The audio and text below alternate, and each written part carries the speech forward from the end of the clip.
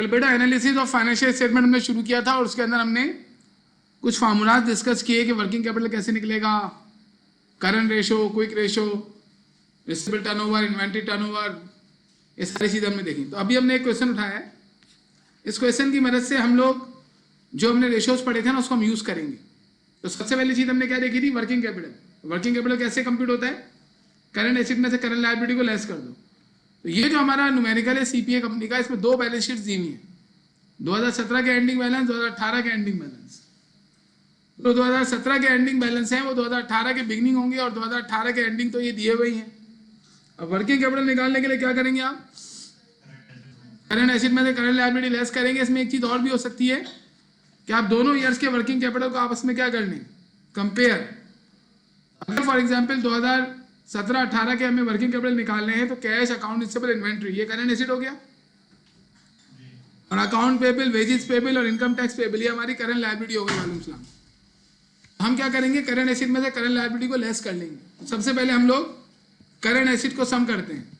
Cash है, accounts receivable हैं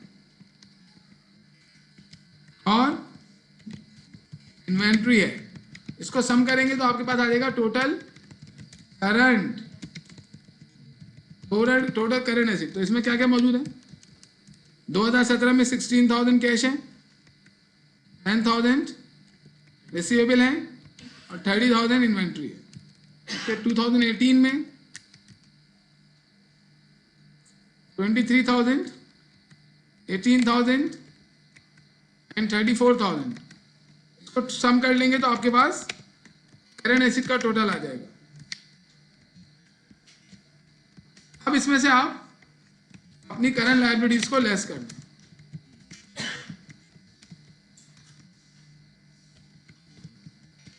current liability में क्या क्या है, अकाउंट्स पेबल है,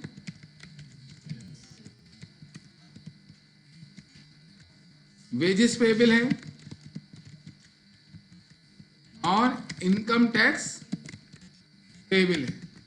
तीनों लायबिलिटीज आप लेस कर लेंगे। क्या क्या लायबिलिटी देंगे, 2017 की 18,200 माइनस करनी है और 300 रुपये और 1,500 रुपये, और 2018 में 20,700, 800 और 500, इनको माइनस करने के बाद करंट एसेट में से आप माइनस कर ले तो आपका वर्किंग कैपिटल आ गया।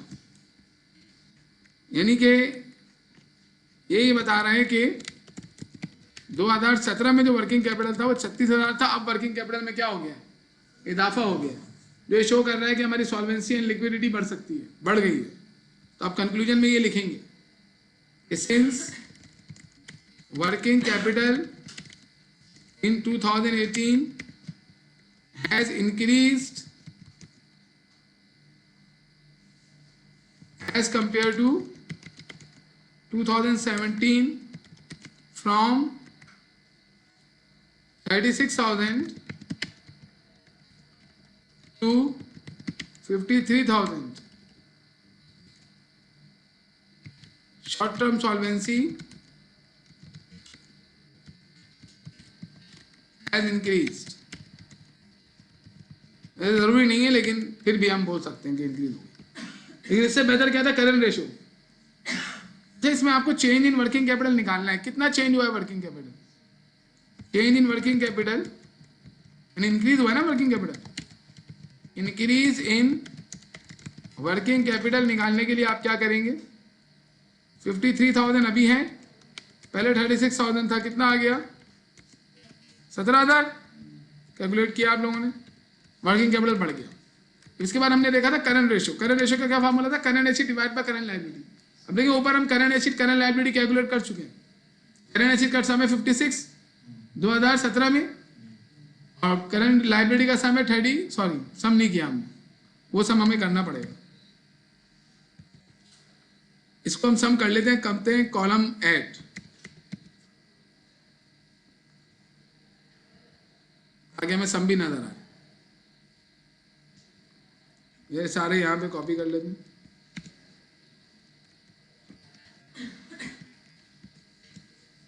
इनको सम कर लेंगे,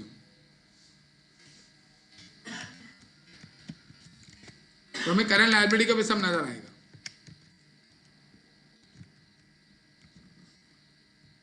सही है भाई, तो हमें करंट लायबिलिटी भी नजर आ रही है, वर्किंग कैपिटल भी नजर आ रहा है, करंट एसेट में नजर आ रहा है। क्यों किया मैंने? क्योंकि हमें यहाँ जरूरत पड़ेगी। अब करंट रेशो निकालने के लिए यहां पर आप क्या करें, पहले 2017 का निकालना है करंट रेशो। क्या करेंगे आप? करंट एसेट लेंगे और उसको डिवाइड कर देंगे करंट लायबिलिटीज से, हमारे पास आ जाएगा करंट रेशो। करंट एसेट कितने हैं पीछे से ले लेते हैं हम इसको। 2017 के करंट एसेट 56 हैं और 2018 के करंट एसेट 75 है। करंट लायबिलिटी भी कॉपी कर लेते हैं। 20,000 की करंट लायबिलिटी यहां पर है, यहाँ 22,000 की। अब इनको डिवाइड कर दो आप। करंट रेशो निकालने के लिए क्या करोगे? 56,000 डिवाइडेड बाय 20,000। क्या चीज? 0.8 कैसे आएगा बेटा? न्यूमिनेटर बड़ा है, न्यूमिनेटर बड़ा होता है, आंसर 1 से बड़ा आता है। 2.8 ये हो सकता है। करंट रेशो क्या आ गया बताओ ना यार, क्या रू बन के बैठा हुआ तू? 2.8 इसका आ गया और उसका क्या आ रहा है? 3.4। यानी करंट रेशो बढ़ गया है। ये शो कर रहा है कि सॉल्वेंसी में क्या हो गया होगा? इजाफा हो गया होगा। आप लिखेंगे since current ratio in 2018 has increased from 2.8 to 3.4 as compared to 2017 short term solvency has increased। और कंपनी पर एतमाद किया जा सकता है। ये वर्किंग बढ़ गया नहीं?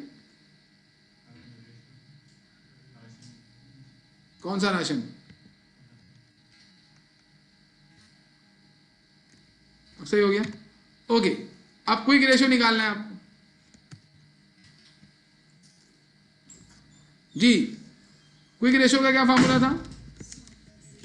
Quick ratio is equal to quick asset. अब यहां पे क्विक एसिड तो निकले हुए नहीं है, हम क्या करेंगे? करंट एसिड में से माइनस करेंगे इन्वेंट्री और प्रीपेड। लेकिन हमारे पास तो इन्वेंट्री दी हुई है सिर्फ। अगर आप क्वेश्चन में देखें यहाँ पर सिर्फ इन्वेंट्री है, प्रीपेड और सप्लाईज नहीं है। तो आप बस इसमें से इन्वेंट्री माइनस कर देंगे। ये आ गया हमारा क्विक एसिड। इस क्विक एसिड को डिवाइड करना होता है आपको किससे? करंट लायबिलिटी से। हम कर लेते हैं।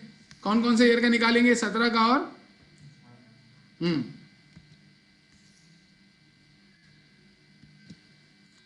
देखिए हमें क्या करना है, हमें लेना है क्विक एसिड। क्विक एसिड हमारे पास है नहीं, फिर हम क्या करेंगे? पहले करंट एसिड ले लेंगे और करंट एसिड में से इन्वेंट्री को माइनस कर देंगे। तो करंट एसिड हमारा कितना है? 56। 2017 का 2018 का करंट एसिड है 75। इसमें से इन्वेंट्री का अमाउंट लेस कर लेंगे, लेस इन्वेंट्री। अब इन्वेंट्री कितनी कितनी है? ऊपर लिखा हुआ है हमारे पास 30,000 और 34,000। ये दोनों इन्वेंट्रीज यहाँ से माइनस कर लेंगे। किसी और फॉर्मेट में भी कर सकते हैं आप, फॉर्मूला यूज करना है, किसी भी फॉर्मेट में काम करें आप। 34,000 और क्या था? ये 30,000 था और ये 34,000 था। इनको लेस करने के बाद हमारे पास आ जाएगा क्विक एसिड।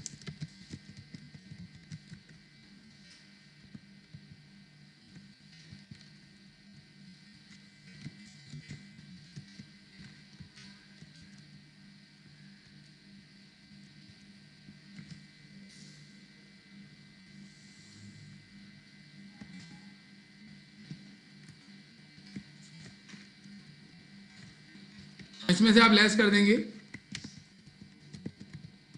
तो क्विक एसिड आ गया। तो इसको डिवाइड कर देंगे किससे? Divided by current liabilities, current liabilities पीछे से उठा लेंगे हम। क्या करंट लायबिलिटीज थी? 20,000 और 22,000।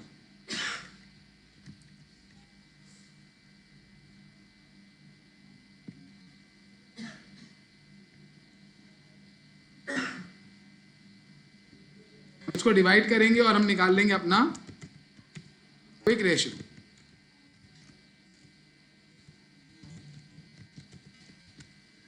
अभी हम सिर्फ कैलकुलेशन कर रहे हैं, कल हमने फॉर्मूलाज के बारे में बात कर ली थी।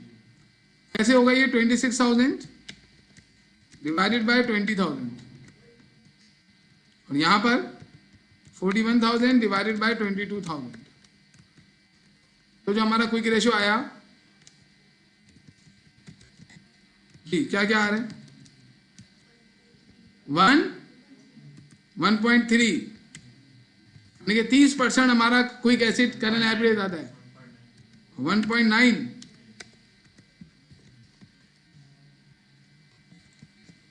ये हमारा क्विक रेशियो भी निकल गया। वर्किंग कैपिटल भी निकाला, करंट एसिड करंट रेशियो भी निकाल लिया, क्विक रेशियो भी। ऐसे ही निकलता है हमेशा। अगर आपको करंट एसिड वगैरह क्विक एसिड वगैरह कैलकुलेट करके दिए हो तो डायरेक्ट फार्मूला यूज कर लेंगे। अब इन्वेंट्री टर्नओवर निकाल रहे हैं हम, इन डेज में निकालना है, तो हम पहले इन टाइम में भी निकालेंगे, फिर इन डेज निकालेंगे, फिर 3 फार्मूला यूज करेंगे हम इसके। जो इन्वेंट्री टर्नओवर था उसका पहले हम ये फार्मूला यूज करेंगे और इन्वेंट्री टर्नओवर टाइम्स में निकालेंगे। क्या फार्मूला था? Cost of goods sold divide bye average inventory. फिर डेज में निकालेंगे, डेज का पहला वाला फार्मूला यूज करेंगे, फिर डायरेक्ट वाले फार्मूले से भी करेंगे, तीनों तरीके से। पहले हम इन्वेंट्री टर्नओवर टाइम्स यूज कर रहे हैं, सही? Inventory turnover times.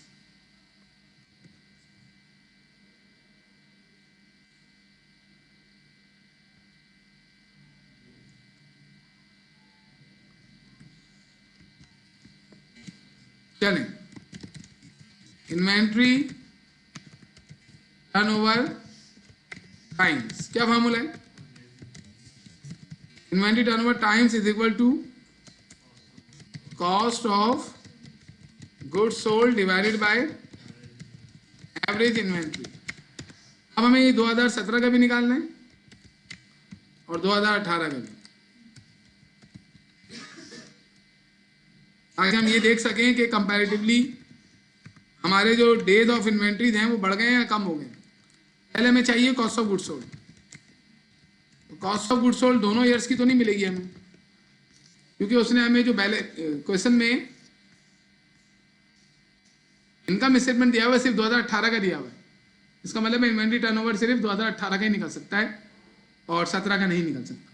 17 की कॉस्ट ऑफ गुड्स सोल्ड हमारे पास नहीं है, तो यहाँ पे सिर्फ 2018 का काम करेंगे, हमें लिखने की भी जरूरत नहीं है।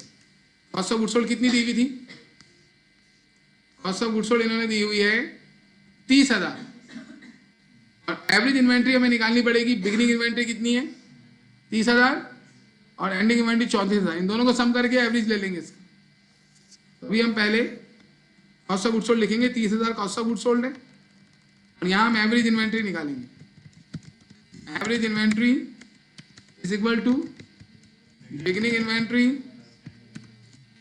Plus ending inventory divided by 2। कितनी थी बिगिनिंग इन्वेंट्री हमारी? 30,000 प्लस 34,000 डिवाइडेड बाय 2। चले, कितना आ गया ये? 32,000 हमारा एवरेज इन्वेंट्री आ गई। अब हम इन्वेंट्री टर्नओवर टाइम्स निकाल सकते हैं। इन्वेंट्री टर्नओवर टाइम्स कितने दिनों, कितनी मर्तबा हमारी इन्वेंट्री बिकेगी। तो कॉस्ट ऑफ गुड्स सोल्ड ये रही, बल्कि इधर लिख लेते हैं। इन्वेंट्री टर्नओवर टाइम्स निकालने के लिए हम क्या कर रहे हैं? 30,000 cost of goods sold divide bye average inventory 32,000 ji.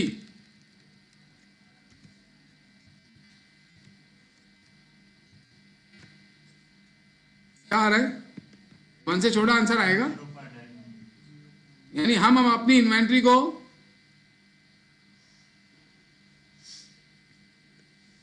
0.93 times बेच सकते, 0.93 टाइम्स बेच सकते हैं। एक दफा भी हमारी इन्वेंट्री पूरे साल में नहीं बिकती। बड़ा खराब रेशो है ये। हमारी इन्वेंट्री सेवरल टाइम्स बिक जानी चाहिए। डाटा जैसा दिया उसके मुताबिक हमने कैलकुलेशन कर दी। अगर हमारी कॉस्ट ऑफ गुड्स सोल्ड यहाँ 3 लाख होती तो हमारा ये इन्वेंट्री टर्नओवर टाइम्स क्या आता? अच्छा आता। अभी खराब क्यों आ रहा है? क्योंकि हमारा ये डाटा ही ऐसा दिया हुआ है। जैसा डाटा दिया हो वैसे काम कर दो। अब हमें निकालना है इन्वेंट्री टर्नओवर डेज। यहाँ लिखेंगे इन्वेंट्री टर्नओवर डेज। डेज में कैसे निकलेगी इन्वेंट्री टर्नओवर डेज? बेटा बताओ, डेज ऑफ अकाउंटिंग ईयर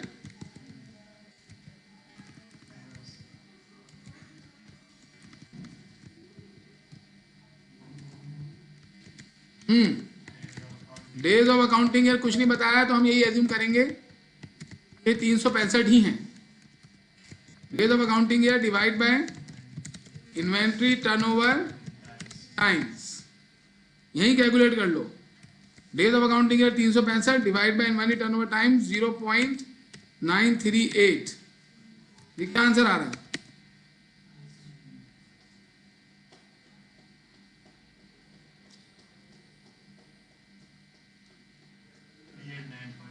389.1। इसका मतलब है, अब देखिए इस रेशो का मतलब क्या है। पहला रेशो हमारा निकला था ना, इस पर हम कमेंट करें अगर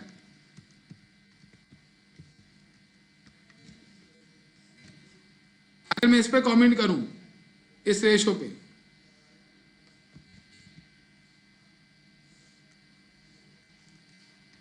कौन सा रेशो जो हमने पहले निकाला हुआ है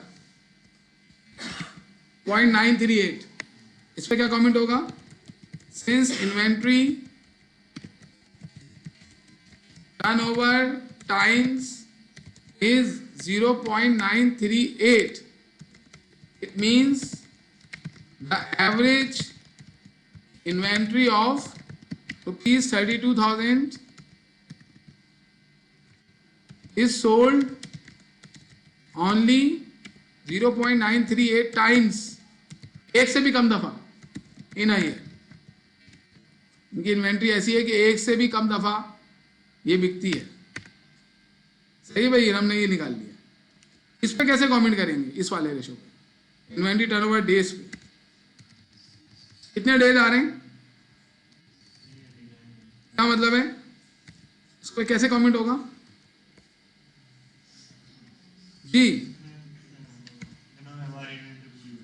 हाँ, मतलब जो हमारी एवरेज इन्वेंट्री है 32,000 की, इतने दिनों में बिकती है। हम लिखेंगे since inventory turnover days is 389.1, it means the average inventory of 32,000 is sold in 389 days in year. एक साल में, बल्कि इन ईयर को हटा दें आप, इतने डेज में बिकती है हमारी इन्वेंट्री, ये मतलब है इसका। सही भाई, इतने दिन तो आपको 32,000 की इन्वेंट्री बेचने में निकल जाएंगे।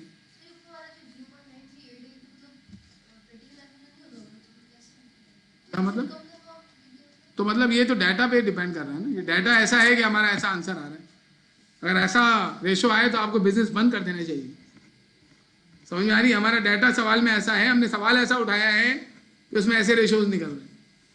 तो इतना कम आपका बिजनेस चल रहा है तो फिर आप छोले बेचें, छोड़ दें इस बिजनेस को, क्यों आप चला रहे हैं? यही कहना चाह रही है ना, यही बात है। लेकिन अब जो डाटा में आ रहा है हम तो वैसे करेंगे ना। अब अगर यहाँ पर आता फॉर एग्जाम्पल 9 रेशो आता है 9, तो हम यहाँ लिखते हैं कि 9 दफा बिकती है। और यहाँ पर क्या आता फिर 365 डिवाइड बाय 9 क्या आता? 40 समथिंग आता। तो हम बोलते हैं भाई हमारी इन्वेंट्री जो है ना 32,000 की, ये 40 दिन में बिकती है। ऐसे कमेंट हो जाता। सही है। अब आपको निकालना है रिसीवेबल टर्नओवर।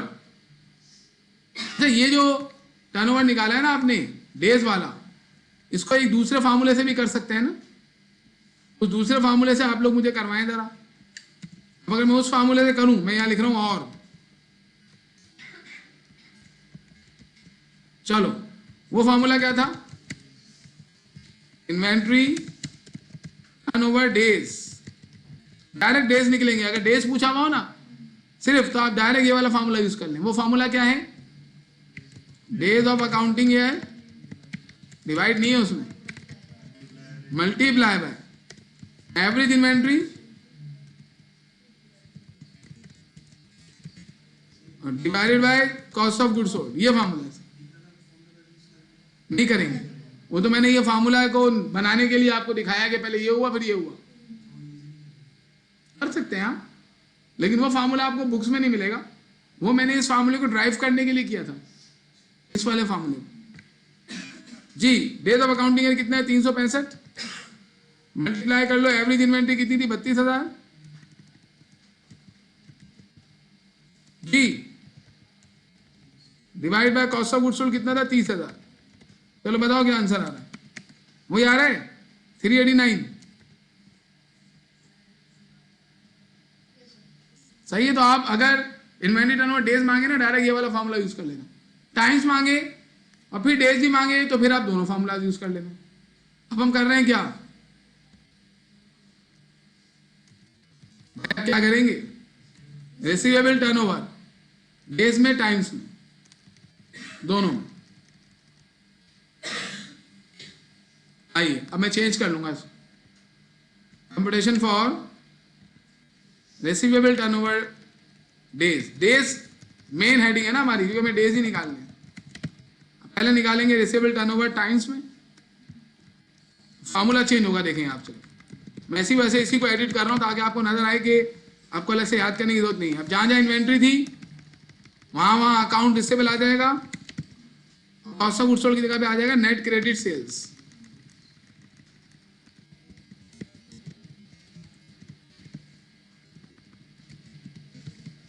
और आगे यहां पर रिसीवेबल टर्नओवर आ जाएगा।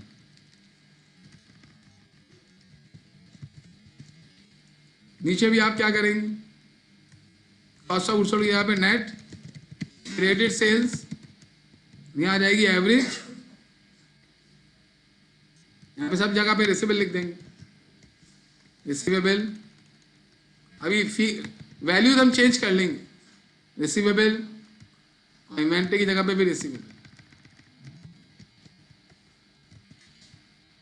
हो गया। फिर इन्वेंट्री टर्नओवर टाइम्स की जगह पर आ जाएगा रिसीवेबल टर्नओवर टाइम्स। अब वैल्यूज चेंज कर लो।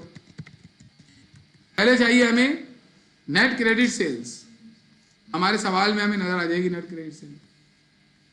नेट क्रेडिट ये कुछ भी नहीं लिखा हुआ है ना, हम यही एज्यूम करेंगे 59,000 क्रेडिट सेल्स है, नेट ही है ना ये 59,000, तो आप 59,000 लेके चले जाएं। ये रहा 59,000 आ जाएगा नेट क्रेडिट सेल्स। अब एवरेज लेना है आपको रिसीवेबल का, तो रिसीवेबल ऊपर कितना है सवाल में देख लेते हैं, 10 और 18।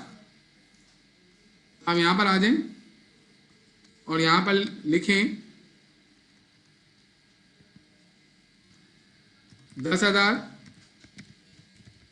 प्लस 18,000 डिवाइडेड बाय 2 जी।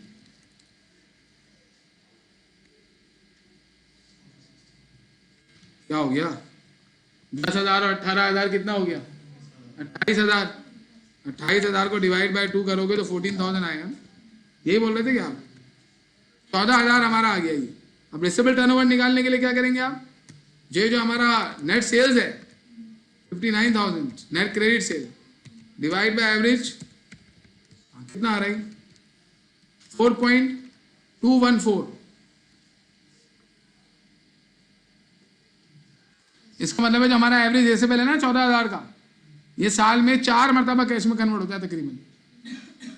इसको ऐसे ही लिखेंगे, since receivable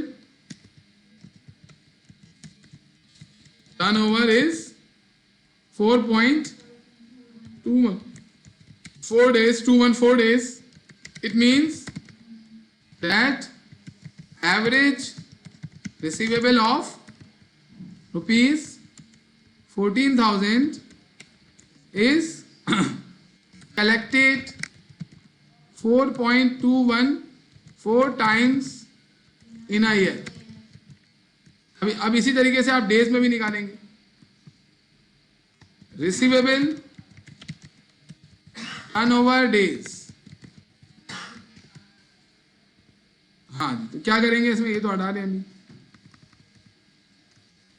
receivable turnover days, इसका फॉर्मूला तो बिल्कुल भी वैसा ही है, days of accounting year divide by receivable turnover times. जी, days of accounting year 365 divide by 4.214।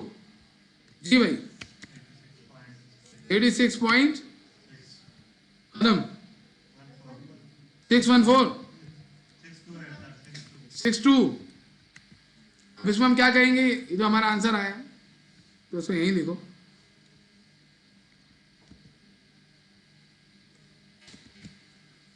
क्या मतलब है इसका, कि जो हमारा एवरेज रिसीवेबल है ना 14,000 का, वो इतने दिनों में कलेक्ट हो जाता है। Since receivable turnover times, sorry days is 86.62, it means average receivable of rupees 14,000 is collected in 86.62 days। इसी को डायरेक्ट भी निकाल सकते हैं। क्या फार्मूला होगा, receivable turnover days is equal to days of accounting year, हाँ, multiply by average receivable divided by net credit sales। Sales नहीं है ये, नेट क्रेडिट सेल्स है। नेक्स्ट स्टेप में 365 जी, मल्टीप्लाई बाय एवरेज है 14,000 average receivable, net credit sale है 59,000। चलो, क्या वही आंसर आ गया, 86.62 days.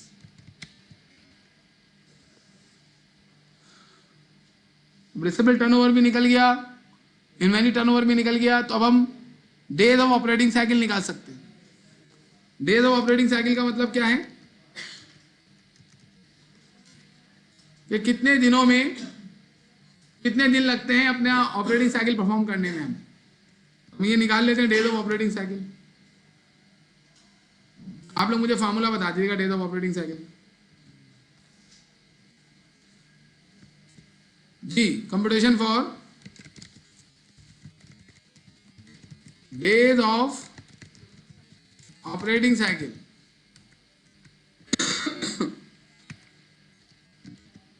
days of operating cycle is equal to inventory turnover days plus receivable turnover days। अब आप बता दें इन्वेंट्री टर्नओवर डेज क्या थे,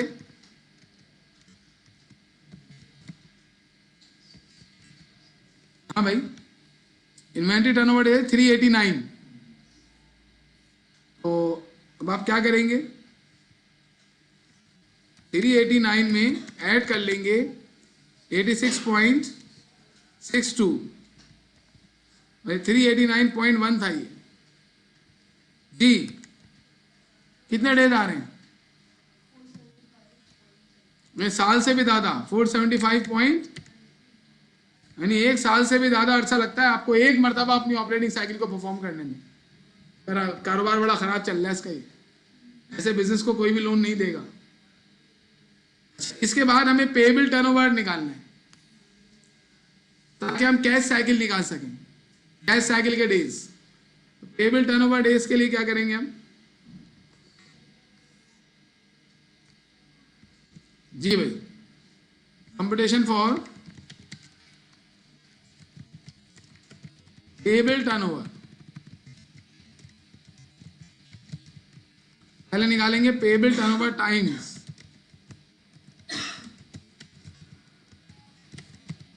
हाँ जी, क्या फॉर्मूला है?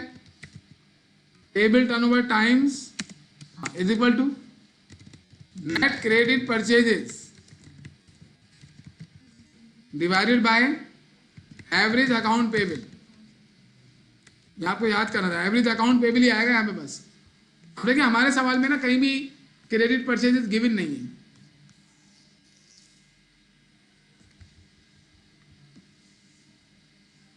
क्रेडिट परचेज कहीं भी गिवन नहीं है, कैसे निकालेंगे?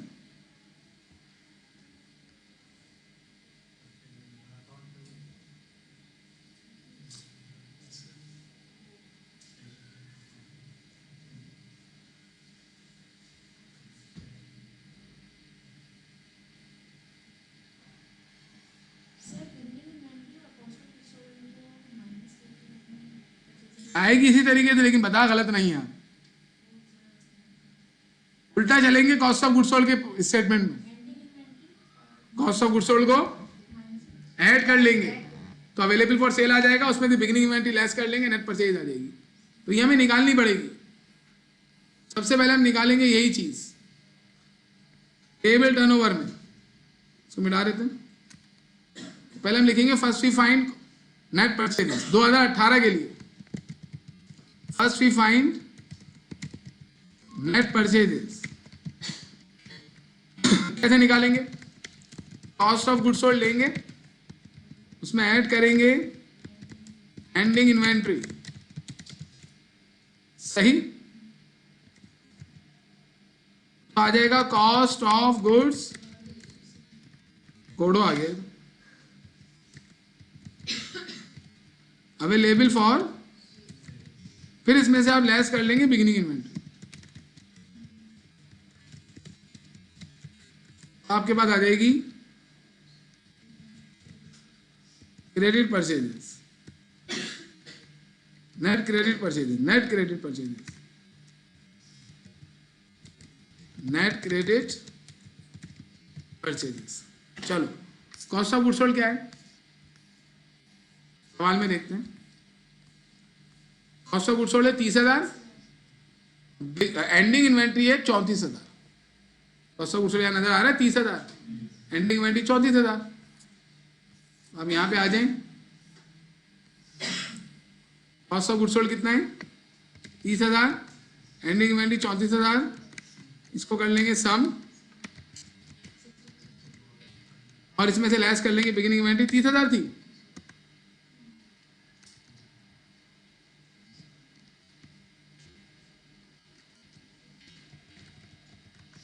तो आपके पास आ जाएगा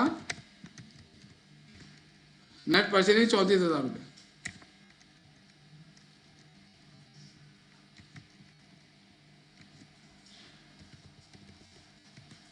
हम अपना फॉर्मूला यूज कर सकते हैं ऊपर वाला। नेट क्रेडिट परचेज हमारे पास सामने आ गया। अब हमें एवरेज अकाउंट पेबल भी निकालना पड़ेगा। तो पहले एक काम करें, पहले आप निकाल लें क्या, एवरेज अकाउंट्स पेबल। कैसे निकलेगा वो? Beginning payable plus ending payable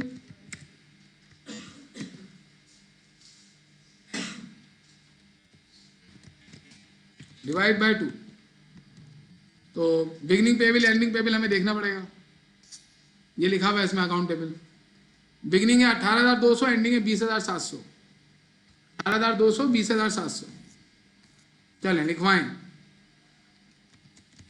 18,200 और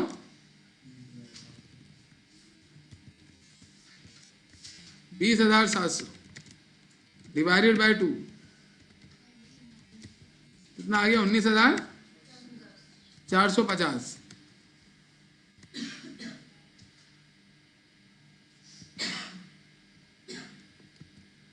ओहो, दोबारा निकालना पड़ेगा एवरेज पेबल। दोबारा लिखवाएं beginning payable plus ending payable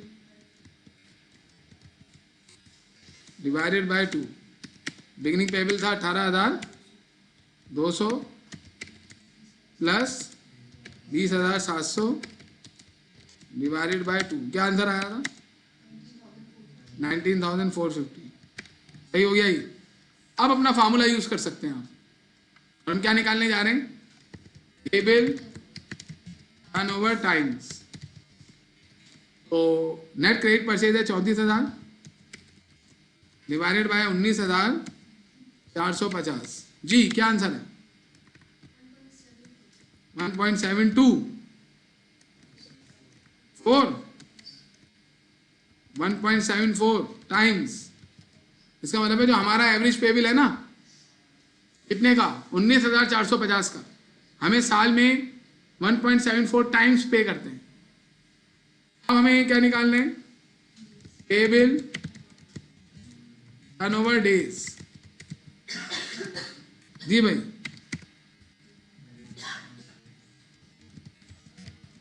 payable turnover days का पहले फॉर्मूला लिखेंगे।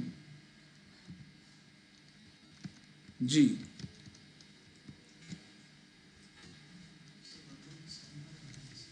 1.75 आ रहा है।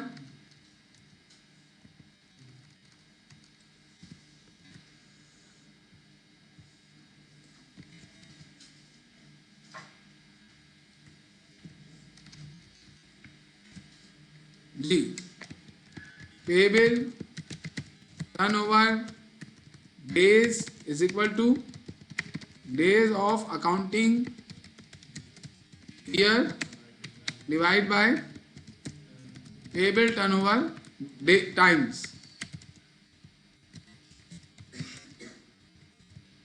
जी डेज ऑफ अकाउंटिंग ईयर कितने? 365। यहाँ पेबल टर्नओवर टाइम्स कितना है? 1.75। जी 208.6, यानी कि हमारे एवरेज पेबल 19,450 को पे करने में हमें 208 से ज़्यादा दिन लग जाते हैं। इसी को आप दूसरे फार्मूले से भी निकाल सकते हैं। और वो फार्मूला क्या है कि payable turnover days is equal to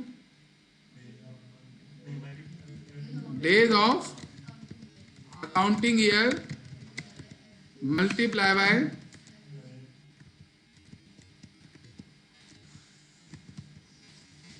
average payable divided bye, क्या प्रॉब्लम है, नेट क्रेडिट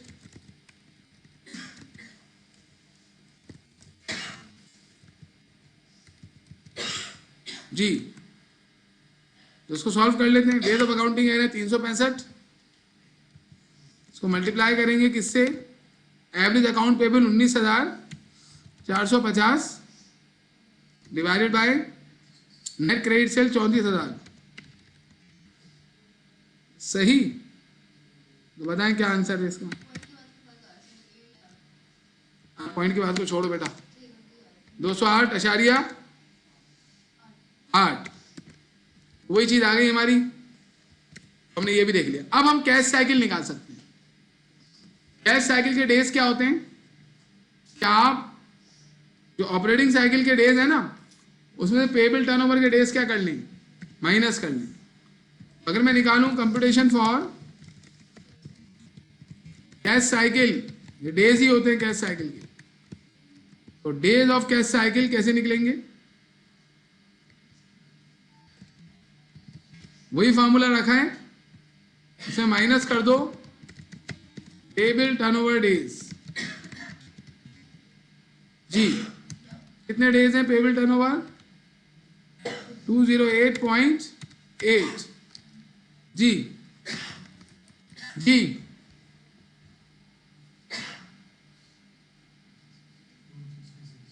266 खत्म हो गया। हमने एक पूरा ग्रुप पढ़ लिया। फार्मूलाज का करने का तरीका ये है, डाटा उठाओ और पुट करो और आंसर निकालो। फार्मूलाज याद कर लेना आप, they are called liquidity ratios. सही, अब हम नेक्स्ट रेशोज की तरफ जा रहे हैं।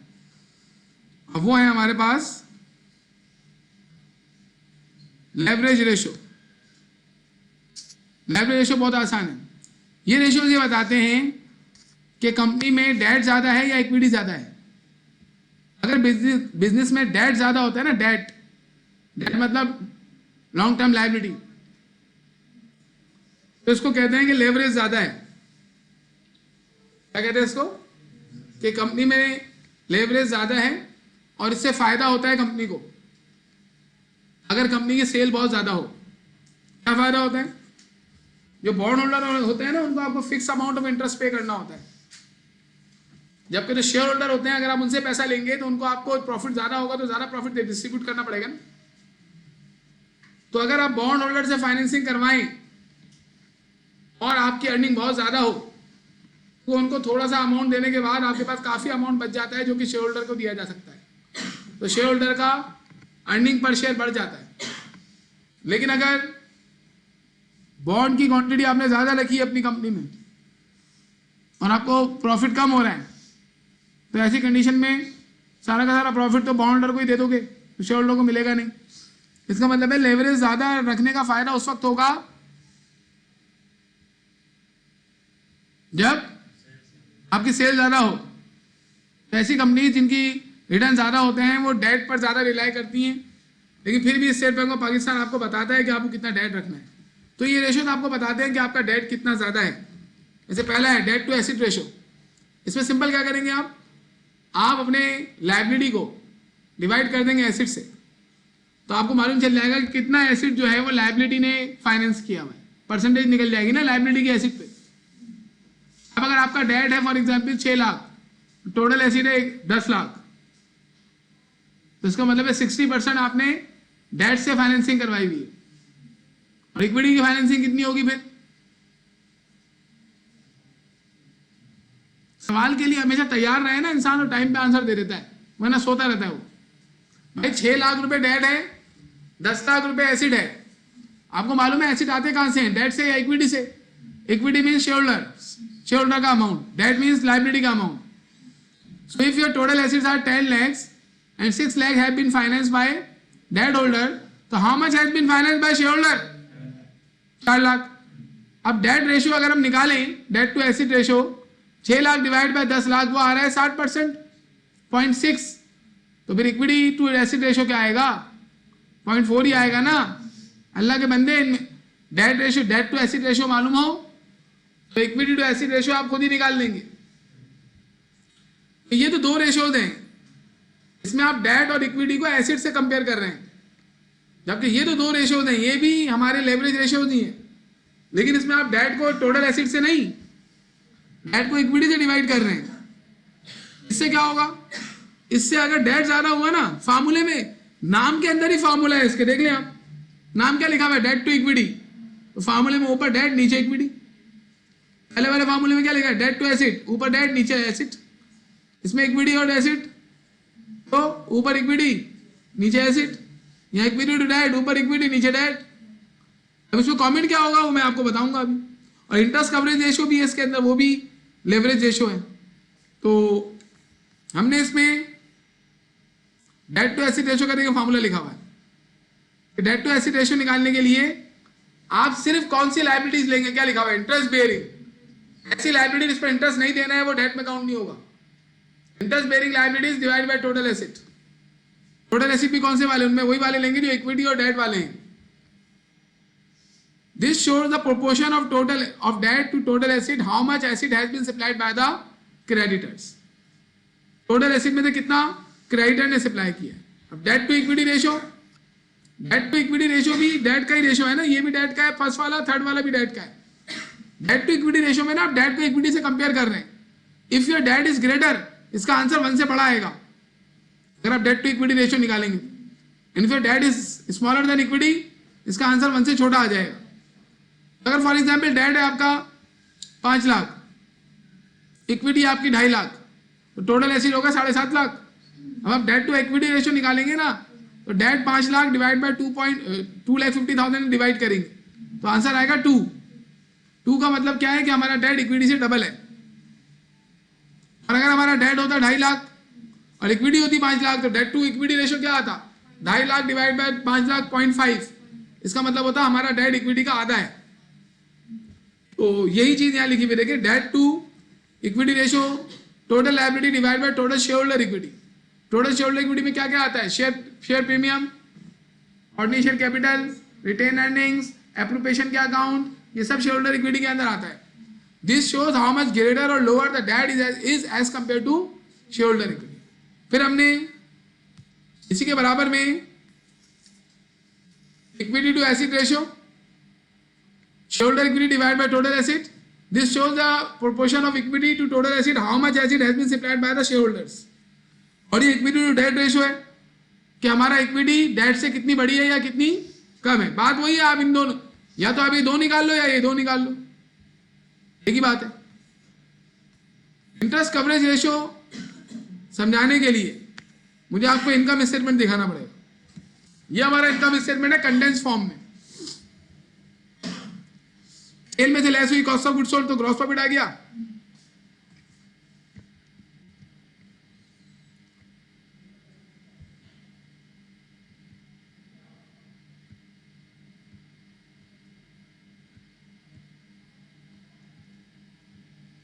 सेल में से लेस हुई कॉस्ट ऑफ गुड्स सोल्ड तो ग्रॉस प्रॉफिट आ गया। ग्रॉस प्रॉफिट में ऑपरेटिंग एक्सपेंस लेस होते हैं तो जो इनकम आती है ना उसे earning before interest and taxes कहते हैं। बताया था ना मैंने आपको ये बात, ये मैंने आपको सेवरल न्यूमेरिकल्स में कम्युनिकेट किया। ईबीआईटी ऑपरेटिंग प्रॉफिट भी कहते हैं इसको, इसका एक और नाम है operating profit, operating margin, operating profit. इसमें से लेस होता है इंटरेस्ट, तो आती है earning before interest, earning before tax. फिर टैक्स लेस होता है तो इनकम आती है। अब देखिए, अगर आपने डेट से फाइनेंसिंग की हुई है तो आपको इंटरेस्ट पे करना है ना। अब इंटरेस्ट आप कहां से पे करेंगे? Earning before interest and taxes में से। अब अगर earning before interest and taxes 6,000 हो, अभी तो 25,000 है ना, 6,000 हो तो इसका मतलब है करंट ईयर की अर्निंग में से आप इंटरेस्ट पे नहीं कर पा रहे। 1,000 रुपये आप इंटरेस्ट कहां से देंगे? पुरानी अर्निंग में से उठा के दे रहे होंगे, क्योंकि आपकी earning before interest and taxes ही 6,000 है, लेकिन अभी earning before interest and taxes 25,000 है। इसका मतलब है आप आसानी से 7,000 का इंटरेस्ट पे करोगे तब भी पैसा बच जाएगा। तो आप मुझे बताएं कि अगर मैं ये इंटरेस्ट पे करना चाहूं तो ऐसा इंटरेस्ट मैं कितनी मरतबा पे कर सकता हूं इस अर्निंग से? 25,000 से। कितनी? इसके लिए 25,000 को 7,000 से डिवाइड कर लो। 25,000 डिवाइड बाय 7,000 मतलब ईबीआईटी डिवाइड बाय इंटरेस्ट। जितनी ज्यादा हमारी ईबीआईटी होगी उतना ज्यादा हमारी कंपनी सेव होगी। कितना आ रहा है? 3.5। इसका मतलब है ऐसा 7,000 रुपए का इंटरेस्ट हम 3.5 मरतबा अदा कर सकते हैं। लेकिन अगर ये 7,000 होती ईबीआईटी, एक ही आता ना, हम बोलते हैं कि ऐसा इंटरेस्ट हम एक ही दफा अदा कर सकते हैं। इसे कहते हैं हम interest coverage ratio. Interest coverage ratio क्या बताता है कि हमारी earning before interest and taxes जो हमारे पास मौजूद होगी इंटरेस्ट पे करने से पहले, वो इंटरेस्ट एक्सपेंस से कितनी ज्यादा है। It shows how much greater EBIT as compared to interest expense, showing the ability of the firm to pay interest. जितनी ज्यादा इंटरेस्ट कवरेज रेशियो होगा उतना ज्यादा हमें एबिलिटी होगी कि हम अपना इंटरेस्ट पे कर सकते हैं। ये 5 रेशियोज का एक ग्रुप है। जैसे अभी हमने ग्रुप पढ़ा था ना, working capital, current ratio, quick ratio, receivable turnover days time, inventory turnover days and time, payable turnover days and time, days of operating cycle और कैश साइकिल डेज, वो पूरा ग्रुप था। तो ये 5 का एक ग्रुप है। बस इसमें लायबिलिटी आप वही वाली लेंगे जो इंटरेस्ट बेयरिंग होगी, और टोटल एसेट में सिर्फ वही वाली लायबिलिटी और वही वाली इक्विटी लेंगे इंटरेस्ट बेयरिंग वाली, वही वाली लायबिलिटी लेंगे इंटरेस्ट बेयरिंग वाली। फॉर एग्जाम्पल, हमारी बैलेंस शीट में कुछ लायबिलिटीज ऐसी हैं जो नॉन इंटरेस्ट बेयरिंग है, तो आप उनको हटा ही देंगे, उनके एसेट को भी हटा देंगे। नहीं समझ में आ रही बात? उनके एसेट को भी हटा देना। फॉर एग्जाम्पल,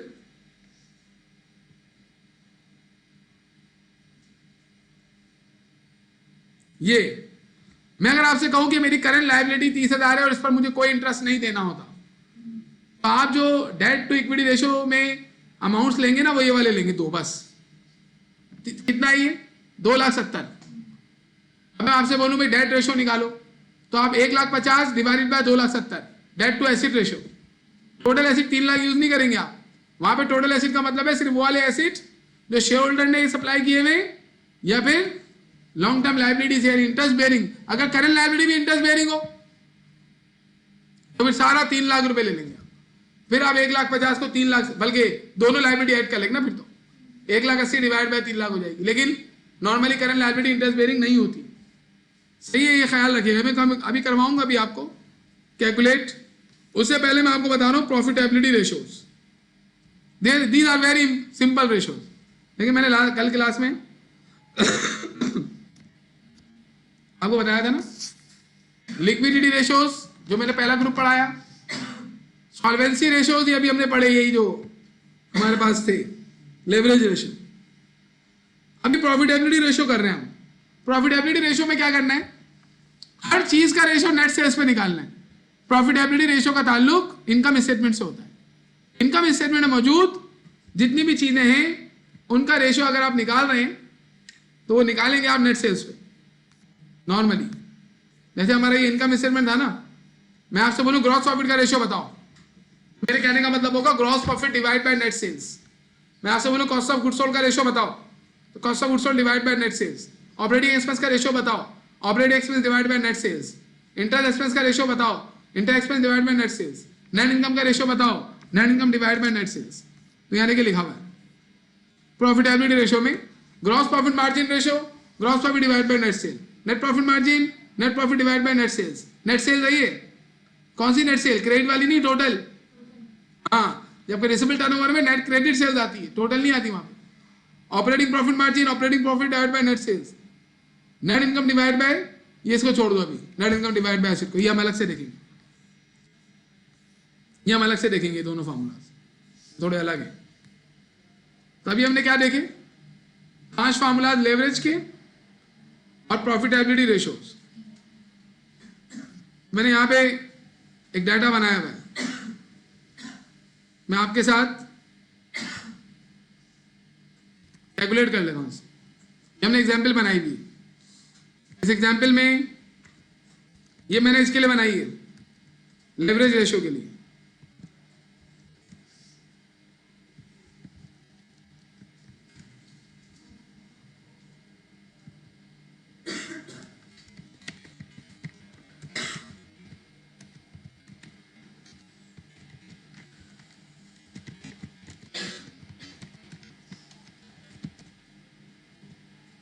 अब देखें इसमें क्या है, टोटल एसिड है 1 लाख, जिसमें से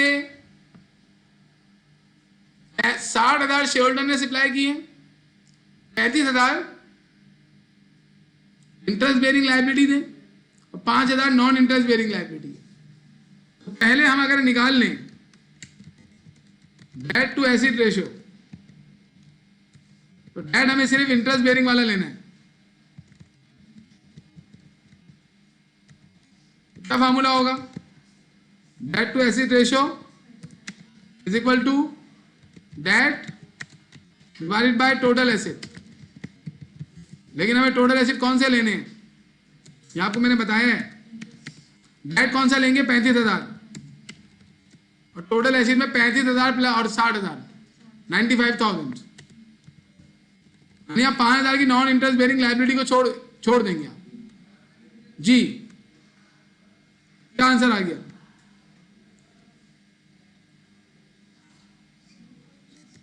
जो आ रहा है बता दो यार, 0.36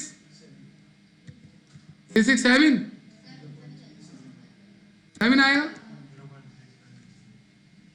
यहां 0.37 लिखू ना भाई, इसका मतलब है टोटल एसिड में से 37% एसिड जो है वो डेट होल्डर ने सप्लाई की है। आप क्या लिखेंगे, it means out of total assets 0. Non interest bearing liabilities होती है ना, वो निग्लिजिबल होती है और उसका हमारी फाइनेंसिंग से कोई ताल्लुक नहीं होता। फाइनेंसिंग का मतलब होता है कि आप पैसा किससे ले रहे हैं। नॉन इंटरेस्ट बेरिंग लायबिलिटी में क्या होता है, salary payable, rent payable, advertising payable, account payable. तो क्या आपने इनसे फाइनेंसिंग करवाई हुई है, आपने इनसे इन्वेस्टमेंट करवाई हुई अपने कारोबार में, नहीं करवाई हुई ना, इस वजह से उसको इग्नोर कर देते हैं। Out of total asset 0.37, that is 37% assets have been supplied by the debt holder, ये इसका कमेंट होगा। इसी तरीके से आप निकाल लें इक्विटी टू एसेट रेशियो, आपको मालूम है क्या आएगा वो, 1 में से 0.7 100% में से लेस कर लो 37%। इक्विटी टू एसेट रेशियो, जी बताइए क्या फॉर्मूला होगा?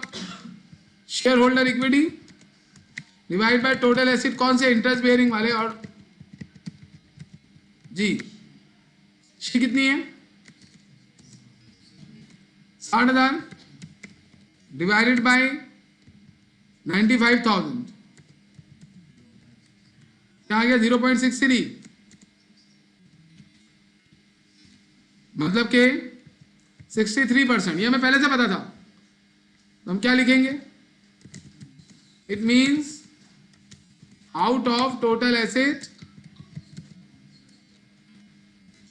0.63, that is 63% assets have been supplied by the shareholders.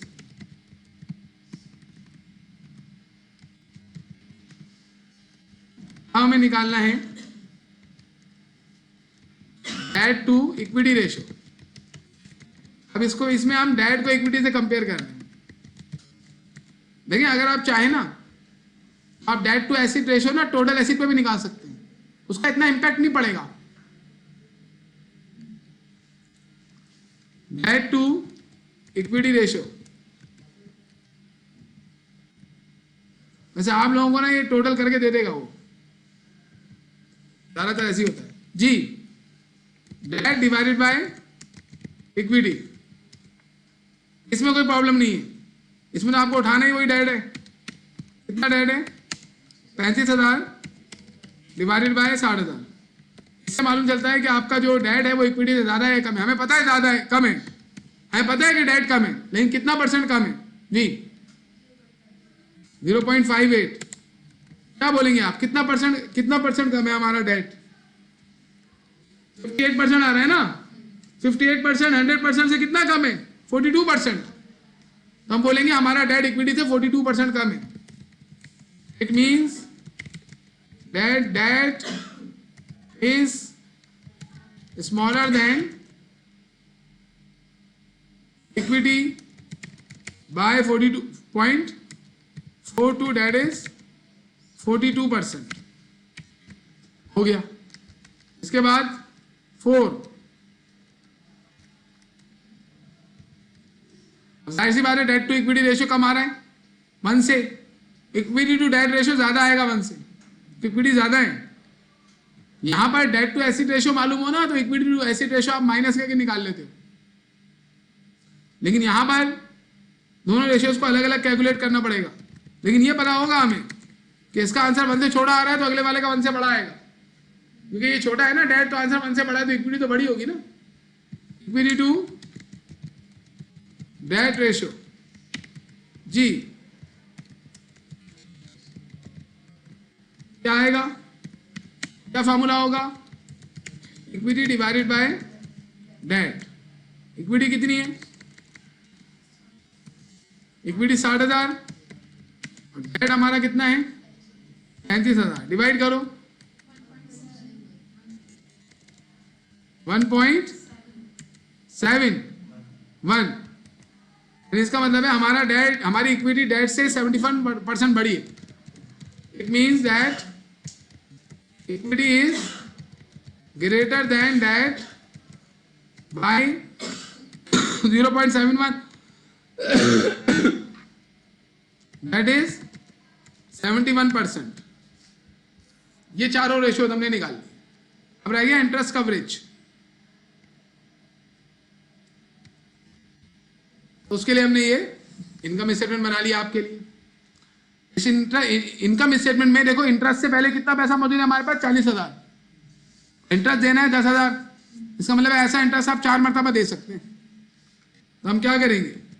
Interest coverage ratio में EBIT divide by interest, 40,000 divide by 10,000 4 आ गया। It shows that company can pay the interest of 10,000 4 times out of EBIT. Earning before interest and taxes में से ऐसा interest 4 मरतबा अदा हो सकता है। लेवरेज रेशो की कैलकुलेशन खत्म हो गई। सॉल्वेंसी रेशोज कर लिए, लिक्विडिटी रेशोज कर लिए। अब आइए प्रॉफिटेबिलिटी रेशोज देखते हैं, अब मेरे पास बने हुए हैं। कौन सा कौन सा? ये बेटा ये 0.58 है ना, इसको 1 में से लेस करेंगे। क्यों? रेशियोज नहीं पता तो मैं बता देता हूं। अगर आप फॉर एग्जाम्पल 10,000 को डिवाइड करते हैं किससे? 5,000 से,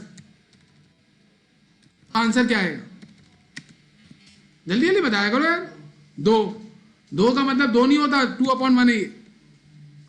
2/100 100 से अगर मैं मल्टीप्लाई कर लूं इसको तो आंसर क्या आएगा? 200 डिवाइडेड बाय 100, जिसको आप 200% बोलते हैं। तो ये जो 1 है ना, ये किसके लिए है? 5,000 के लिए। और ये 2 किसके लिए? 10,000 के लिए। ये 200 किसके लिए? 10,000 के लिए। 100 किसके लिए? सही है। अब मैं अगर इसको ऐसा करूं कि तुम 6,000 को डिवाइड कर रहे हो 10,000 से, क्या आंसर आएगा? 0.6 डिवाइडेड बाय 1। अगर 100 से मल्टीप्लाई कर लो तो 60 डिवाइडेड बाय 100 ये होगा।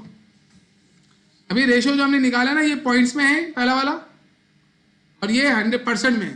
पहले पॉइंट वाला देखें, पहले परसेंट वाला देख लें। चलिए, इस 100 के मुकाबले में 200 कितना बड़ा है? 100%। टाइम्स नहीं, 100%। परसेंट में निकाला हुआ है ना ये, जबकि दूसरे में 60% लिखा हुआ है ना। तो ये 60 100 से कितना छोटा है? 40%। अब इसको पॉइंट्स में देखो, कैसे 40% निकाला तुमने? 100 में से 60 को लेस किया ना। अब यहां पे भी देख लो आप, 1 और ये 0.6, इसको कंपेयर करेंगे। 0.6 1 से कितना छोटा है? 0.4। और यहां पर ये 2 1 से कितना बड़ा है? तो यही तो यहां पे हो रहा है। तुमने आंसर निकाला 0.58, ये 0.58 नहीं है, 0.58 डिवाइड बाय 1 है। नीचे 1 होगा ना, इसके रेशियो निकाल रहे हो ना। डिवाइड बाय 1 क्यों नहीं लिख रहे? क्योंकि लिखने का फायदा नहीं है, लेकिन समझने के लिए तो आपको लिखना पड़ेगा ना माइंड में। डिवाइड बाय 1 का मतलब है 160,000 के लिए, और ये इसके लिए है। 0.58 35,000 के लिए है, और 1 60,000 के लिए। तो ये 0.58 1 से कितना छोटा है? 0.42। 0.42 छोटा है। ये 35,000 60,000 का 0.58 है, 0.42 छोटा है ना।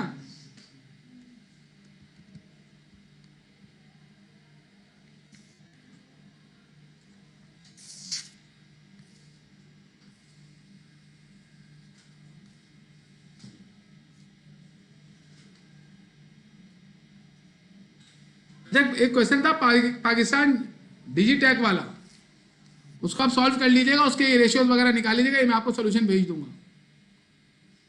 सही है। पाकिस्तान डिजिटैक, इसका हमने पहला कैश फ्लो स्टेटमेंट बनाया था, उसके रेशियोज निकालना, ये मैंने करवाए हुए स्टूडेंट को सॉल्व। मैं आपको इसका सोल्यूशन दे दूंगा, आप कंपेयर कर लेना अपने सोल्यूशन से। सही है।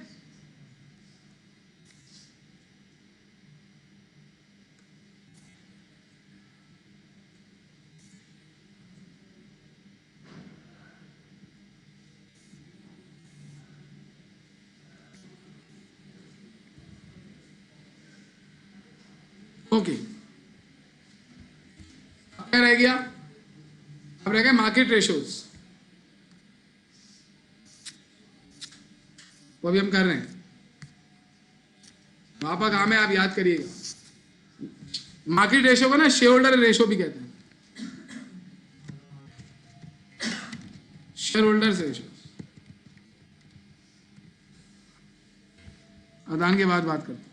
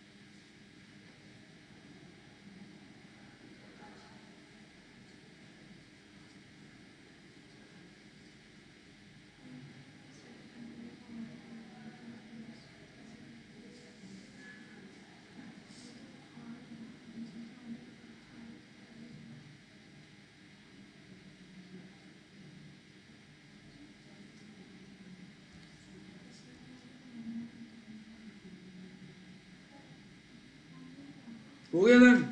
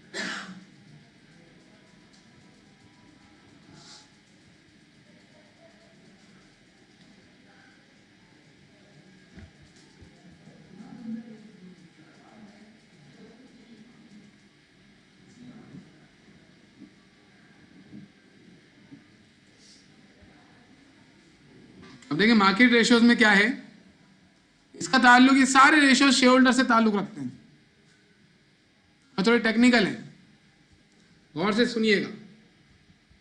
इसमें सबसे पहला ratio earning per share. Share जो है ना, इनकी दो टाइप होती हैं, बताया था मैं, preference share, ordinary share. Preference share को जो डिविडेंड मिलता है ना, वो फिक्स होता है, जैसे बॉन्ड होल्डर को इंटरेस्ट मिलता है वैसे। तो कंपनी क्या करती है, जो इनकम कमाती है उसमें से पहले प्रेफरेंस शेयर होल्डर का डिविडेंड माइनस कर देती है, फिर जो अर्निंग बचती है वो किसकी होती है, ऑर्डिनरी शेयर होल्डर की। उसे कहते हैं earning attributable to ordinary share holder. अब अगर इनकम थी कंपनी की 1 लाख और प्रेफरेंस शेयर होल्डर को 10,000 रुपए का डिविडेंड दे दिया, कितना अमाउंट बच गया इनकम का, डिविडेंड देने के बाद 90,000। ये 90,000 बच गया है ना डिविडेंड, सॉरी प्रॉफिट, ये ऑर्डिनरी शेयर होल्डर का है। अब अगर आपके ऑर्डिनरी शेयर होल्डर हैं 10,000, तो एक शेयर होल्डर ने कितना कमाया, 90,000 डिवाइड बाय 10,000, सही, तो 10 रुपए। तो अर्निंग नेट इनकम में से प्रेफरेंस शेयर होल्डर के डिविडेंड को माइनस करने के बाद जो अर्निंग बचती है वो ऑर्डिनरी शेयर होल्डर की होती है। अभी दे नहीं रहे हम उनको, दे रहे थोड़ी है, देंगे तो डिविडेंड देंगे ना उनको, पूरे अर्निंग थोड़ी देंगे। हम ये देख रहे हैं कि वो जो कमाया है 90,000 रुपए, ये एक शेयर होल्डर ने कितना कमाया, उसके लिए 90,000 रुपए अर्निंग को शेयर होल्डर की क्वांटिटी, नंबर ऑफ शेयर से डिवाइड कर देंगे, तो अर्निंग पर शेयर आ जाएगी। तो अर्निंग पर शेयर देखें क्या है, नेट इनकम में से प्रेफरेंस शेयर होल्डर का डिविडेंड माइनस कर दो, नेट इनकम में से। नेट इनकम निकालते वक्त इंटरेस्ट हम पहले से दे चुके हैं, तो प्रेफरेंस शेयर का डिविडेंड माइनस करो तो अर्निंग बचेगी ऑर्डिनरी शेयर होल्डर के लिए, उसको डिवाइड कर देंगे number of ordinary share outstanding जो इशू हुए हैं। अब हम यहाँ पे एक एग्जांपल बना रहे हैं कि कंपनी की इनकम 2 लाख थी, अब प्रेफरेंस शेयर होल्डर का डिविडेंड है 10%, और प्रेफरेंस शेयर होल्डर कितने रुपए का प्रेफरेंस शेयर कैपिटल है, 5 लाख। इसका मतलब 5 लाख का 10% मैंने कहा 50,000। जो कंपनी ने 2 लाख कमाए, 50,000 तो चले जाएंगे प्रेफरेंस शेयर होल्डर को, बचे 1,50,000। 1,50,000 ऑर्डिनरी शेयर होल्डर के हैं, और number of ordinary share holder कितने हैं, 1 लाख। तो एक शेयर होल्डर ने कितने कमाए, अरे भाई 1,50,000 रुपए बचे ना, हूं क्या, 1 लाख शेयर होल्डर है, 1 लाख शेयर है, 1,50,000 रुपए earning attributable to ordinary share holder है। तो एक शेयर होल्डर ने कितना कमाया तुम लोग बता नहीं सकते, हाँ, कैसे निकाल रही हैं आप, 1,50,000, 2 लाख हमारे पास नेट इनकम है ना, अल्लाह के बंदो, प्रेफरेंस शेयर होल्डर को दे दिए हमने 50,000 रुपए, दिए नहीं मतलब दे देंगे, तो 1,50,000 बचा, 1,50,000 रुपए अर्निंग है ऑर्डिनरी शेयर होल्डर के लिए, और 1 लाख ऑर्डिनरी शेयर होल्डर है, तो एक बंदे की कितनी हुई भाई, एक शेयर की 1.5 रुपया हुए ना, 2 करोड़ साल लगा दिए तुम लोगों ने। 1,50,000 को 1 लाख से डिवाइड नहीं कर सकते तुम लोग, गोली मार दूंगा अभी, सॉरी मार तो सकते नहीं है चल किसी ने उठा लिया। 1,50,000 डिवाइडेड बाय 1 लाख करना था ना अल्लाह के बंदे, 1.5 रुपया कमाया एक शेयर होल्डर ने, ये 1.5 रुपया है अर्निंग पर शेयर। क्या ये आपने शेयर होल्डर को दे दिया, दिया नहीं है, इसमें से आप दे देंगे 1.5 रुपया पूरा। 1.5 रुपया कमाया है उन्होंने, कंपनी के हर शेयर ने 1.5 रुपया कमाया है। ईपीएस कहलाती है, अर्निंग पर शेयर। इसमें से कितना देना है कितना नहीं देना है इसका फैसला डायरेक्टर्स करते हैं। अब डायरेक्टर अगर डिसाइड करें कि हम इसमें से 50 पैसे देंगे हर शेयर होल्डर को, हर शेयर पर 50 पैसे, तो इसके बाद जितने शेयर होंगे उसके लिहाज से उसे मिलेंगे ना। कितना नहीं दे रहे उनको भाई, 1.5 रुपया एक शेयर होल्डर ने कमाया, एक शेयर पे कमाया ना यार, 50 पैसे दे दिए तो कितने नहीं दिए यार, क्यों चिपका रहे हो फजूल में? इतनी छोटी सी कैलकुलेशन है, तुम लोग कर रहे ही नहीं हो, तो मैं थोड़ी करवाऊंगा इस पर, आप लोग मुझे बताएंगे। तो कितने रुपए अर्निंग पर शेयर है हमारी एग्जाम्पल में? 1.5 रुपया। इस 1.5 रुपए में से कितना हमने शेयर होल्डर को दे दी, शेयर होल्डर को देने का फैसला किया 0.5, तो कितना नहीं दे रहे? ये जो हमने 1 रुपया नहीं दिया है ना, इसे कहते हैं कि हमने इसे रिटेन कर लिया है। वैसे तो पूरा का पूरा 1.5 रुपया रिटेन अर्निंग्स में जाएगा, लेकिन उसमें से हम जितना दे देंगे वो डिविडेंड पर शेयर होगा, और डिविडेंड पर शेयर कितना है? 0.5, और रिटेंशन हमने कितनी की है? 1 रुपए की। तो ये जो ईपीएस है इसका जितना % डिस्ट्रीब्यूट हो जाएगा उसको हम कहते हैं डिविडेंड पे आउट रेशो, और इतना जितना डिस्ट्रीब्यूट नहीं होगा उसे कहेंगे हम रिटेंशन रेशो। तो आप मुझे बताएं, अभी जो हमारी एग्जांपल है इसमें टोटल अर्निंग कितनी थी? 2 लाख नेट इनकम थी, और डिविडेंड प्रेफरेंस शेयर होल्डर का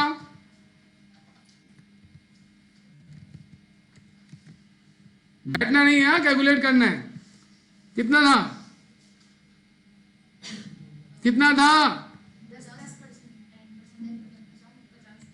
50,000। तो ये जो बचा ना हमारे पास, ये कहलाता है earning attributable to ordinary share holder, जो कंपनी के असल मालिक हैं।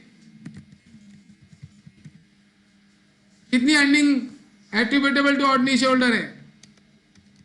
यार क्या खामोश बैठने आए हो क्या? अभी खत्म कर दूंगा, मुझे आप जवाब दें, वरना ये बहुत लंबा हो जाएगा। 1,50,000। अब हमें अर्निंग पर शेयर निकालना है। अर्निंग पर शेयर मतलब एक ऑर्डिनरी शेयर होल्डर ने कितना कमाया।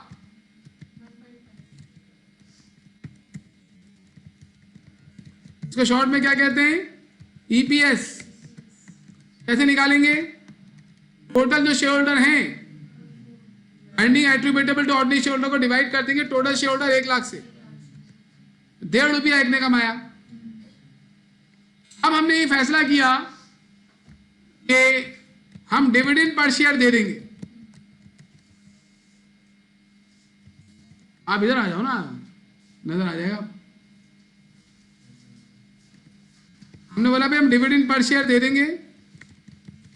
एक शेयर पर डिविडेंड दे देते हैं हम 8 आने 50 पैसा। तो रिटेन अमाउंट कितना है? रिटेन अर्निंग्स 1 रुपया। 1.5 रुपया अर्निंग पर शेयर में से हमने 8 आने रोक लिए। इसको टोटल में भी कैलकुलेट कर सकते हैं आप। 1.5 लाख में से 50,000 दे दिए, 1 लाख रोक लिए, लेकिन पर शेयर पर आसानी होती है। अब हम इन दोनों का भी रेशोज निकालते हैं। ये दोनों कहां से हैं? ये दोनों अमाउंट किसका पार्ट है? ये दोनों अमाउंट ईपीएस का पार्ट है। ईपीएस 1.5 रुपया, अर्निंग पर शेयर भी उसी, ये डीपीएस कहलाता है। ये शॉर्ट में क्या कहलाता है? डीपीएस। डीपीएस भी ईपीएस का पार्ट है और रिटेन अर्निंग भी ईपीएस का ही पार्ट है। अब मैं मालूम करना चाहता हूं मैंने कितना % डिस्ट्रीब्यूट कर दिया। उसके लिए मैं क्या करूंगा? ये डिविडेंड पर शेयर को ईपीएस से डिवाइड करूंगा, तो मुझे मालूम चलेगा कि मैंने 33% डिस्ट्रीब्यूट कर दिया है। कितना % रिटेन किया होगा? 67। वो कैसे निकलेगा? ये हमने रिटेन किया है, इसका कितना % है? या फिर आप इसको 1 में से लेस कर दें 0.33 को, ये जो हमारा निकला है ना 0.333, ये कहलाता है dividend pay out ratio. Dividend pay out ratio, अभी हम फार्मूला लिख के आपको बताएंगे, कैलकुलेशन करेंगे। ये कहलाता है रिटेंशन रेशो। ये जो चीजें अभी मैंने आपको बताई है ना, इनसे ही सारे अभी रेशोज आगे निकलेंगे। नेट इनकम में से जितना डिविडेंड प्रेफरेंस शेयर होल्डर को देना है वो माइनस करने के बाद earning attributable to ordinary share holder आई, उसको number of ordinary share holder से डिवाइड करेंगे तो ईपीएस आ जाएगी। ईपीएस में जितना डिविडेंड दे दिया डिविडेंड पर शेयर, उसको माइनस करोगे रिटेंशन पर शेयर आ जाएगी। तो डिविडेंड पर शेयर का भी रेशो निकलेगा, that is dividend pay out ratio. उसका फार्मूला क्या है? Dividend per share divide by EPS. और रिटेंशन रेशो का भी निकल सकता है कैसे? Retain earnings divide by EPS. अच्छा, टोटल में भी निकाल सकते हैं, total dividend divide by earning attributable to ordinary share holder. भाई टोटल डिविडेंड 50,000 है ना, जो हमने किसको दिया है? ऑर्डिनरी शेयर होल्डर को। उसको इससे मैं डिवाइड कर दूं 1,50,000 से, तब भी यही रेशो आ जाएगा। डिविडेंड पे आउट रेशो को आप चाहें तो डीपीएस डिवाइड बाय ईपीएस से निकालें, या dividend declared divided by earning attributable to ordinary share holder. इसी तरीके से रिटेंशन रेशो में रिटेन अर्निंग्स जो बच गई, जो अर्निंग डिस्ट्रीब्यूट नहीं की, मतलब रिटेन कर ली, उसको आप ईपीएस से डिवाइड कर दें या टोटल से कर लें। आप टोटल अर्निंग कितनी बचा ली? 1 लाख। 1 लाख को 1.5 लाख से डिवाइड कर दो, वही आ जाएगा 0.6666। आ जाओ वापस, ये देखें। तो इसमें हमें ईपीएस निकालनी है, हमने निकाल ली ईपीएस इस सवाल की 1.5। आई बता रहा है डिविडेंड पर शेयर कैसे निकलता है। डिविडेंड पर शेयर में क्या करेंगे आप? ईपीएस को परसेंटेज ऑफ डिविडेंड से डिवाइड मल्टीप्लाई करेंगे। अभी तो मैंने डायरेक्ट आपको 0.5 बता दिया था ना, कि एक शेयर होल्डर को 8 ने डिविडेंड दिया है 0.5 50 पैसे, लेकिन आपको परसेंट नहीं बता सकता है वो। तो परसेंटेज किस पे लगेगी? ईपीएस पे। अगर आपकी ईपीएस 1.5 रुपया है और मैं कह रहा हूं इसका 0.333% डिस्ट्रीब्यूट कर दो, मतलब 33% डिस्ट्रीब्यूट कर दो, तो वही आ जाएगा ना 8 आने। या फिर आप क्या करें? डिविडेंड पर शेयर कैसे निकाल सकते हैं? जितना डिविडेंड दिया है उसको नंबर ऑफ शेयर से डिवाइड कर दें। डिविडेंड कितना दिया है शेयर होल्डर को टोटल? अभी हमारी एग्जाम्पल में पूरा टोटल कितना दिया है? 50,000। नंबर ऑफ शेयर्स कितने हैं? 1 लाख। 50,000 डिवाइड बाय 1 लाख करो, वही 0.5 आ जाएगा। डिविडेंड पर शेयर अगर दे दे तो कोई मसला नहीं है, नहीं दे तो ऐसे करेंगे आप। अब मैंने इधर सवाल बनाया था, above company declare 30% dividend on EPS, तो ईपीएस को 30% से मल्टीप्लाई करोगे तो डिविडेंड पर शेयर आ जाएगा। टोटल डिविडेंड डिक्लेयर कैसे निकलेगा? डीपीएस मतलब एक शेयर होल्डर का डिविडेंड 0.5, उसको नंबर ऑफ शेयर से मल्टीप्लाई करो, वापिस आ जाओगे। भाई डिविडेंड डिक्लेयर को नंबर ऑफ शेयर से डिवाइड करते हो तो एक शेयर का डिविडेंड आ जाता है, एक शेयर के डिविडेंड को नंबर ऑफ शेयर से मल्टीप्लाई करोगे तो टोटल डिविडेंड आ जाएगा। फार्मूलाज को उल्टा पिल्टा करके आपको बताया जा रहा है कि टोटल डिविडेंड कैसे निकालोगे? एक शेयर का dividend multiply by number of shares, तो टोटल डिविडेंड आ जाएगा। पर शेयर का कैसे निकालोगे? Total dividend declare divide by number of shares, तो एक शेयर का डिविडेंड आ जाएगा। या एक शेयर का डिविडेंड कैसे निकालने का कह सकता है, वो आपको परसेंटेज दे देगा, वो ईपीएस पे अप्लाई कर देना। क्या मतलब निकला कि अगर आपको डीपीएस नहीं दिया हुआ आपको निकालना है तो वो आपको या तो परसेंटेज दे देगा, वो परसेंटेज आप ईपीएस पे मल्टीप्लाई कर देना, डिविडेंड पर शेयर आ जाएगा। या फिर वो आपको टोटल डिविडेंड डिक्लेयर दे देगा, एक शेयर का डिविडेंड नहीं देगा, तो आप टोटल डिविडेंड डिक्लेयर को नंबर ऑफ शेयर से डिवाइड करेंगे, एक शेयर का डिविडेंड आ जाएगा। और अगर आप उसने आपको डिविडेंड पर शेयर दे दिया, आपको टोटल डिविडेंड मालूम करना है, तो डिविडेंड पर शेयर को नंबर ऑफ शेयर से मल्टीप्लाई कर लेना, तो टोटल डिविडेंड डिक्लेयर आ जाएगा। This is very important that you must calculate dividend per share और EPS. EPS and dividend per share आपको कैलकुलेट करना आना चाहिए। रिटेंशन रेशो, जितना डिविडेंड, अभी ये रेशो आ गया है। रिटेंशन रेशो हमने पीछे कैसे निकाला था? हमने कहा था जो हमने रिटेन किया है उसको डिवाइड कर दो ईपीएस से, यही लिखा हुआ है यहां पर। ईपीएस में से डीपीएस माइनस कर दो तो वो प्रॉफिट बचेगा जो डिस्ट्रीब्यूट नहीं हुआ, उसको डिवाइड कर दो ईपीएस से, तो रेशो आ जाएगा। या फिर ऐसे कर लो, जितनी ऑर्डिनरी शेयर होल्डर की इनकम थी उसमें तो डिविडेंड तो दे दिया, वो माइनस कर दो। टोटल कितनी इनकम थी उनकी? 1.5 लाख। 1.5 लाख में से 50,000 लेस के 1 लाख बचा, उस 1 लाख को number of shares income available for ordinary share holder से डिवाइड करो 1.5 लाख से। 1 लाख डिवाइड बाय 1.5 लाख, 0.6666 आ जाएगा।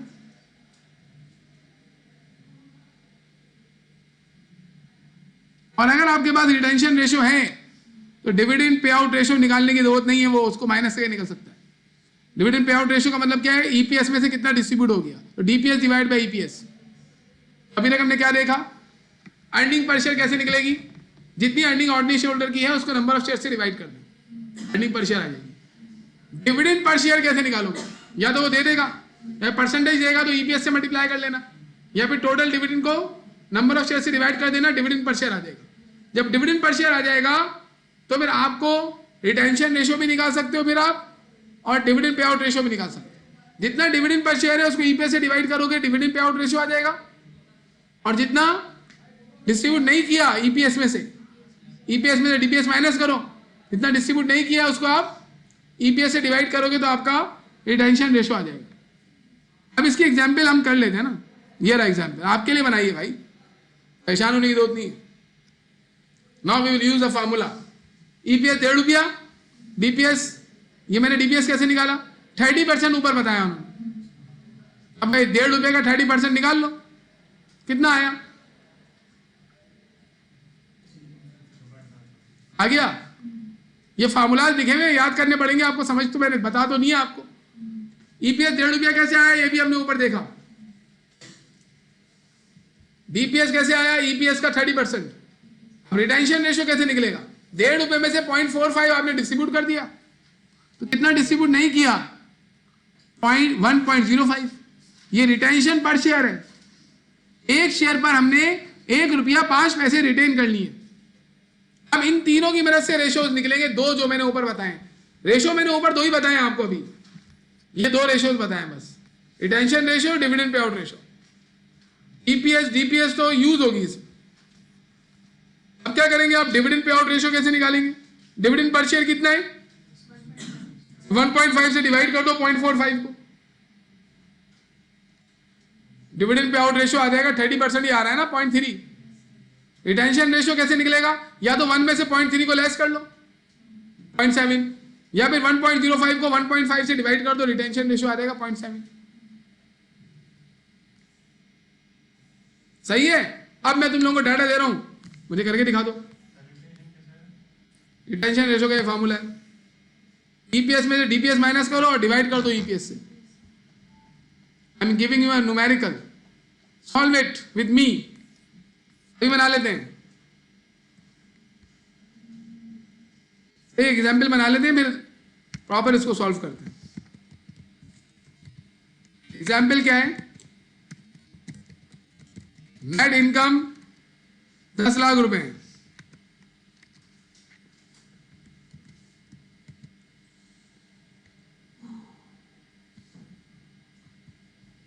सही है।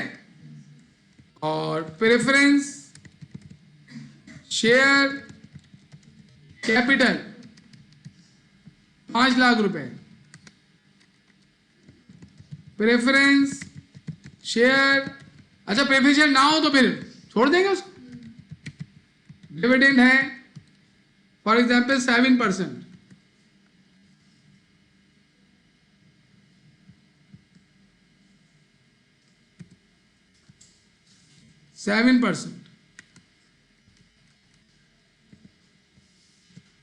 सही। Number of ordinary share holders 3,50,000, ये ऑर्डिनरी शेयर होल्डर के नंबर है। अच्छा, हमें क्या निकालना है, डिविडेंड पे आउट रेशियो हमको दे रहा है कि 40% डिविडेंड पे कर देना, बल्कि 0.4 लिख देता हूं भैया, 40% लिख दूं। हाँ, अब जाओ 40%। अब हमें करना क्या है, हमें रिक्वायर्ड में ये बोल रहा है ईपीएस निकालो, डिविडेंड पर शेयर निकालो, DPS. Dividend pay out ratio तो उसने दे दिया। रिटेंशन रेशियो निकालो। 3 चीजें पूछ रहा है। सही, तो पहले निकाल लेंगे हम अर्निंग पर शेयर जी। Computation for earning per share क्या होगा भी? अर्निंग पर शेयर का formula EPS is equal to net income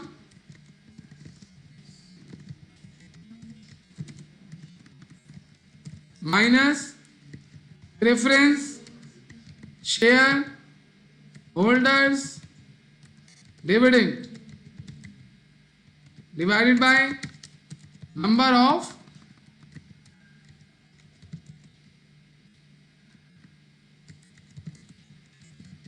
ordinary shares। चलें बताएं इनकम कितनी है? 10 लाख। 1 लाख थोड़ी भाई। प्रेफरेंस शेयर का डिविडेंड कितना होगा? 5 लाख पर 7% लगाओ, 35,000 जी, divide by number of shares 3,50,000। चले आंसर बताएं।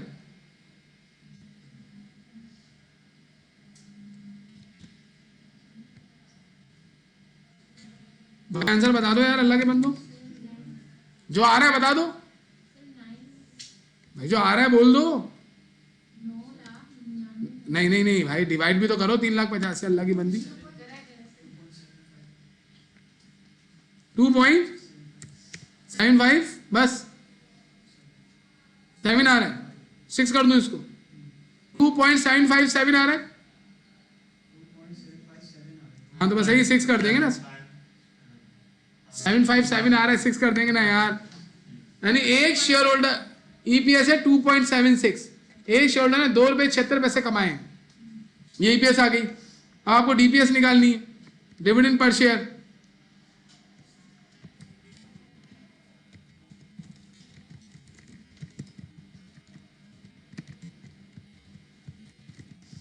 एक शेयर का डिविडेंड कैसे निकलेगा? परसेंटेज दी हुई है ना पे आउट की, उसको मल्टीप्लाई कर देंगे ईपीएस से। डिविडेंड पर शेयर बताया था, परसेंटेज दी हुई हो तो ईपीएस से मल्टीप्लाई कर लेना। EPS multiply by 40%। 7% क्यों? डिविडेंड पे आउट रेशियो कितना है? 40% है। उसको नहीं दो। 7% तो ordinary share preference share holder का है ना भाई। ईपीएस कितनी है? 2.76 मल्टीप्लाई बाय 40%। भाई कितना आ रहा है यार?